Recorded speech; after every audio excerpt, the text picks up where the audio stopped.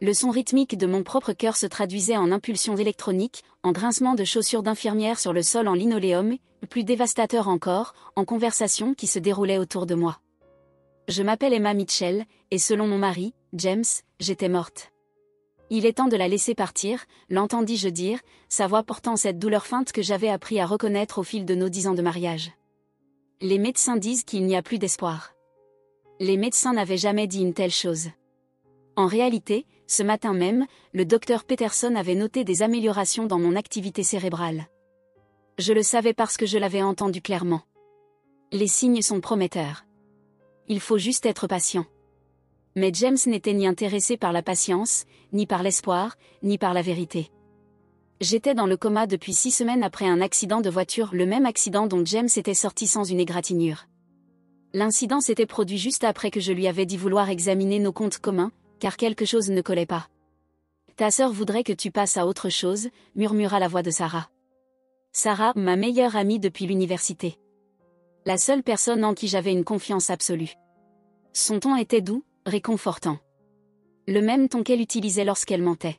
« Emma ne voudrait pas que tu souffres ainsi. » Je voulais hurler. Je voulais me débattre, les saisir tous les deux à la gorge et exiger de savoir à quel jeu ils jouaient. Mais je ne pouvais que rester là, immobile, à les écouter planifier mes funérailles. Des funérailles pour une femme bien vivante. Les semaines suivantes furent un tourbillon de conversations et de révélations, chacune plus terrifiante que la précédente. Grâce aux bribes de dialogue entre les infirmières, aux visites de proches ignorants et aux conversations chuchotées dans ma chambre, je compris ce qui se tramait. James avait annoncé à tout le monde que j'étais en état de mort cérébrale. Il avait organisé des funérailles, cercueil fermé, bien sûr, et prononcé une oraison funèbre bouleversante sur la perte de l'amour de sa vie. Il avait touché mon assurance vie, une somme considérable dont j'ignorais jusqu'à l'existence. Et Sarah, ma chère Sarah, avait été là pour le soutenir à travers tout cela. La compagnie d'assurance n'a même pas posé de questions, entendis-je dire James un soir, sa voix basse et réjouie. 2 millions de dollars, juste comme ça. Ton plan a parfaitement fonctionné, le corrigea Sarah. Je n'ai pas passé un an à t'aider à le mettre en place pour rien. Un an. Il préparait ça depuis un an. Chaque dîner entre amis, chaque soirée entre filles, chaque étreinte compatissante quand je me plaignais des absences nocturnes de James au travail, tout faisait partie de leur plan. Mais ce qu'ils ne savaient pas, ce qu'ils ne pouvaient pas imaginer, c'est que je n'étais pas aussi impuissante qu'ils le pensaient. Mon esprit était en éveil, enregistrant chaque mot, chaque confession, chaque détail de leur trahison. Et j'avais un allié qu'ils ne soupçonnaient pas. Lisa, mon infirmière de nuit, fut la première à remarquer que je réagissais aux commandes verbales. D'abord par de petites choses, un léger mouvement de doigt lorsqu'elle me posait une question, un changement de rythme cardiaque lorsqu'elle mentionnait James. Elle n'en parla à personne, mais elle se mit à me parler durant ses gardes, me posant des questions nécessitant des réponses simples par oui ou par non. Une pression pour oui, 2 pour non. « Es-tu consciente de ce qui se passe » demanda-t-elle une nuit, à peine un murmure. Une pression. « Comprends-tu ce que ton mari a fait » Une pression. « Veux-tu que je t'aide » Une pression ferme. Lisa devint mon seul lien avec le monde extérieur. Durant ces gardes nocturnes silencieuses, elle me tenait au courant de ce qui se passait au-delà des murs de ma chambre d'hôpital. James avait emménagé Sarah dans notre maison seulement 2 semaines après mes funérailles. Il parlait déjà de mariage. Ma sœur, Kate, dévastée par ma supposée mort, avait engagé un détective privé, persuadée que quelque chose clochait dans l'accident. Elle avait raison. Quelque chose clochait.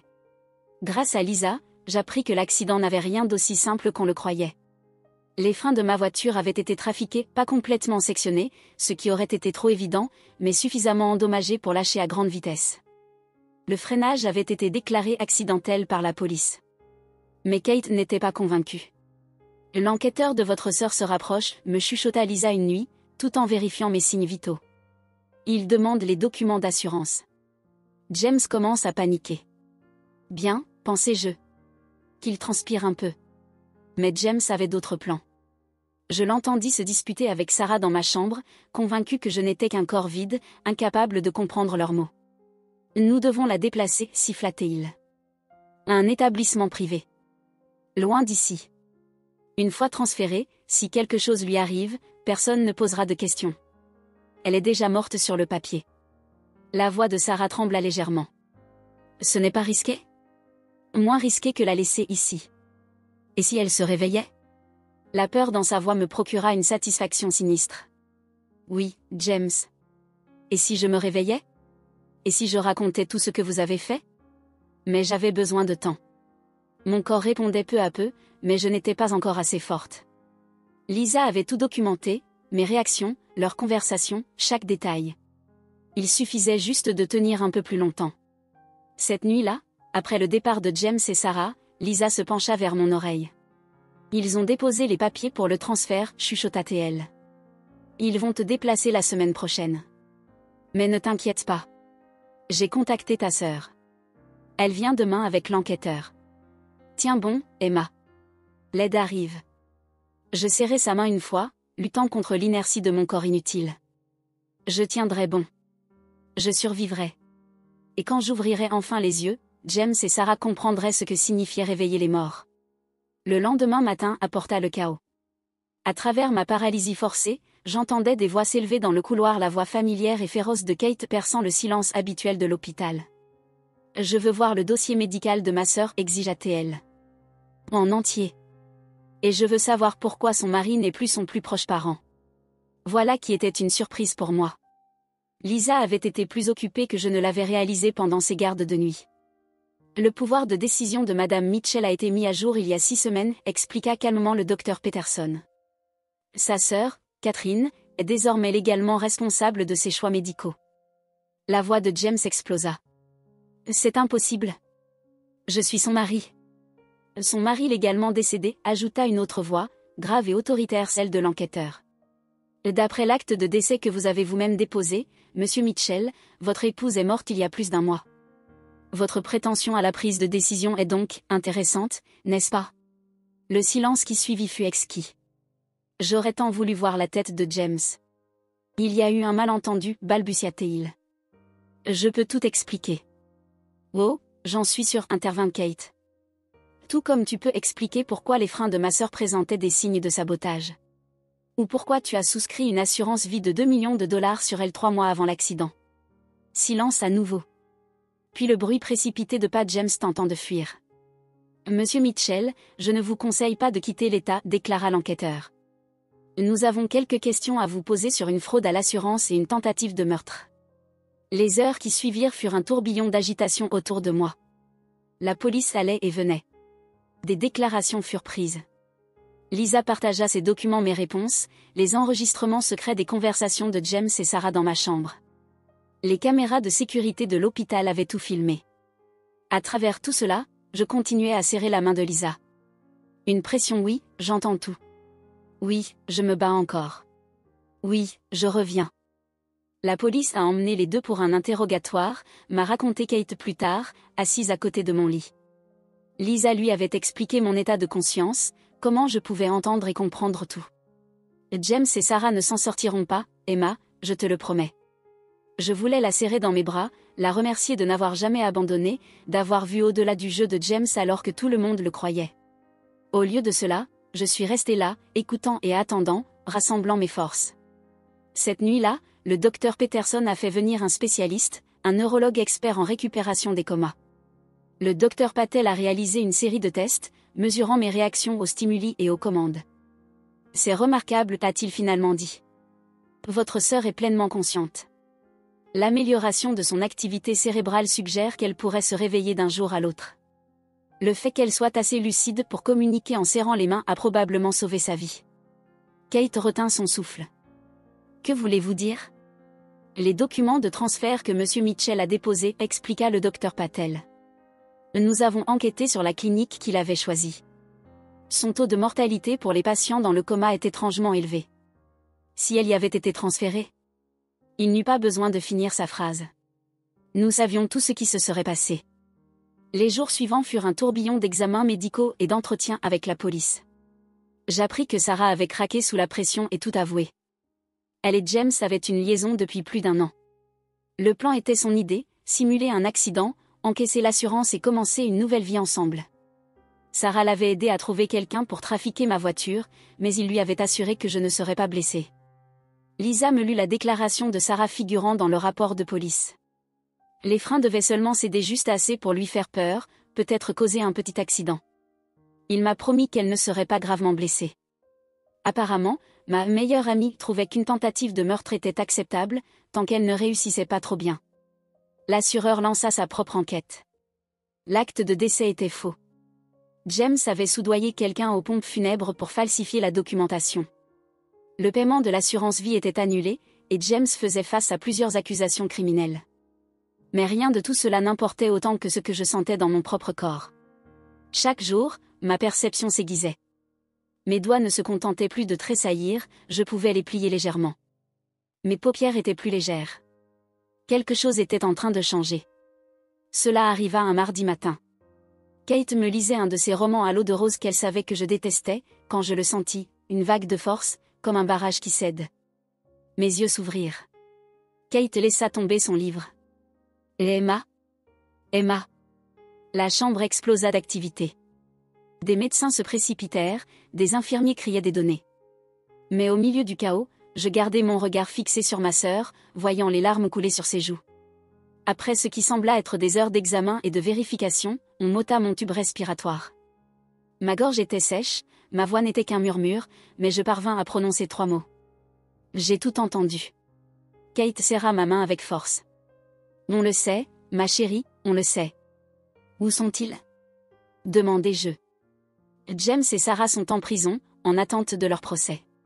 Ils ne sortiront pas de sitôt. J'acquiesçai légèrement, préservant mon énergie. Parfait. Parce que j'ai beaucoup à dire à leur audience.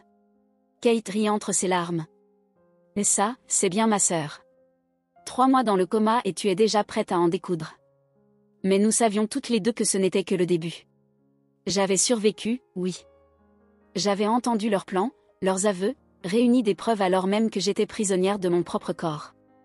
Mais maintenant venait la partie difficile, la rééducation, la reconstruction et faire en sorte que James et Sarah paient pour chaque moment où ils m'avaient cru impuissante. Ils avaient essayé de m'enterrer, sans réaliser que j'étais une graine. Et maintenant, je renaissais, plus forte que jamais. Les 6 mois suivants furent les plus éprouvants de ma vie. La rééducation fut brutale. Réapprendre à marcher, renforcer des muscles atrophiés par le coma. Mais j'affrontais chaque séance avec une détermination farouche, nourrie par le souvenir de James et Sarah me croyant morte. Kate emménagea chez moi après ma sortie d'hôpital, redonnant à l'appartement son aspect d'autrefois. Elle jeta tout ce que Sarah avait apporté durant son court séjour, repeignit les murs, réarrangea les meubles. Cela m'aida. Mais parfois, la nuit, j'entendais encore les échos de leurs conversations. Leurs plans pour ma mort, tournant en boucle dans mon esprit. L'audience préliminaire est la semaine prochaine, me dit l'inspectrice Martin lors d'une de ses visites régulières. Elle s'occupait de mon dossier depuis leur arrestation, reconstituant les pièces du complot qui avait failli me tuer. « Êtes-vous sûre d'être prête à témoigner ?» demanda-t-elle.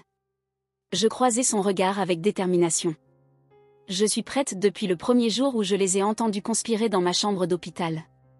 La salle d'audience était bondée le jour de l'audience.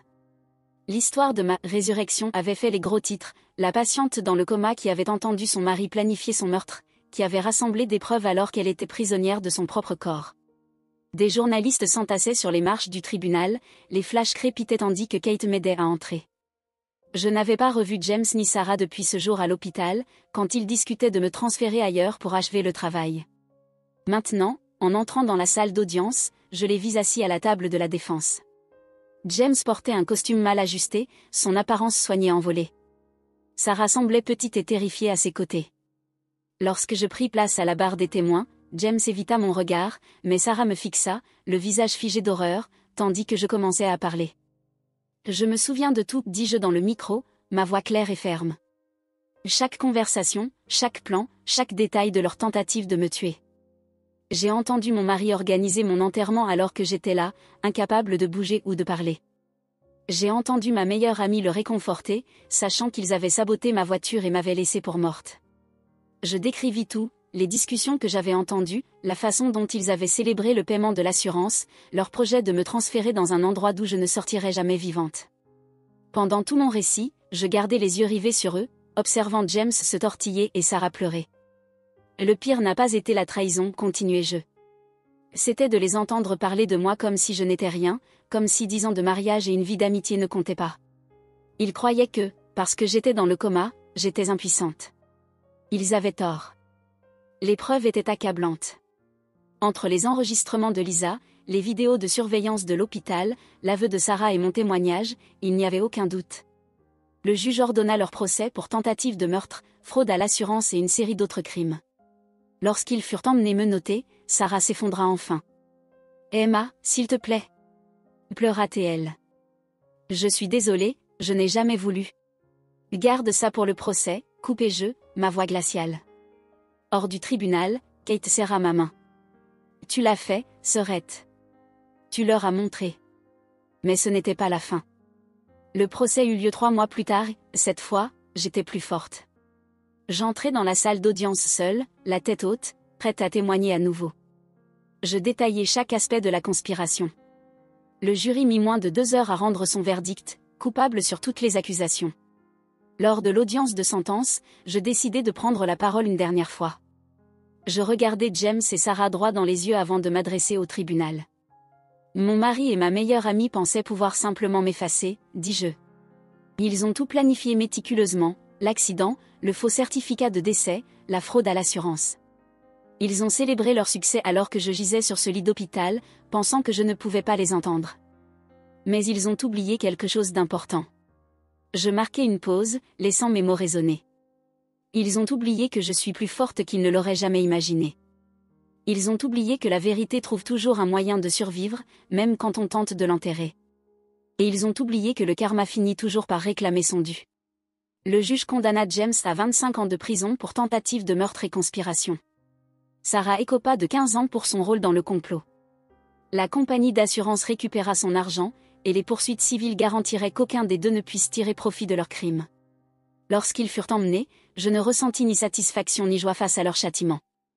À la place, je ressentis quelque chose de plus puissant, la liberté. 1 an après mon réveil du coma, je me tenais devant une salle remplie d'étudiants en médecine, partageant mon histoire. J'avais été invitée à parler de la conscience dans le coma, aidant ainsi de futurs médecins à comprendre que leurs patients sont parfois plus conscients qu'ils ne le paraissent. Ne supposez jamais que quelqu'un ne peut pas vous entendre, leur dis-je. Ne sous-estimez jamais la force de l'esprit humain à se battre, survivre et témoigner. Parfois, la personne que vous pensez être la plus impuissante est en réalité la plus forte de la pièce. Après la conférence, Lisa, toujours ma plus proche amie, me rejoignit pour un café. « Regarde-toi maintenant, dit-elle en souriant. Tu donnes des conférences dans des écoles de médecine, tu écris un livre sur ton expérience. Tu as transformé cette épreuve horrible en quelque chose de significatif. » J'acquiesçai, réfléchissant à tout le chemin parcouru. Ils pensaient écrire mon épitaphe. Au lieu de cela, ils m'ont offert un nouveau départ. Ce soir-là, je visitais une dernière fois mon ancienne maison avant que la vente ne soit finalisée. Kate m'avait aidé à la mettre sur le marché, convaincue elle aussi qu'il était temps de tourner la page. En parcourant les pièces vides, je n'entendais plus les échos des conspirations de James et Sarah. À la place, j'entendais ma propre voix, plus forte que jamais. Ils avaient tenté de me réduire au silence, d'effacer mon histoire. Mais ils avaient échoué. J'étais vivante, épanouie et je racontais ma propre vérité. Ils passeraient des années derrière les barreaux, tandis qu'un avenir sans limite s'ouvrait devant moi. En fermant la porte à clé une dernière fois, je souris.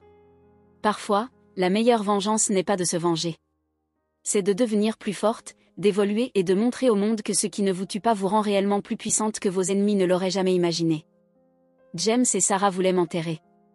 Au lieu de cela, ils m'ont donné des ailes.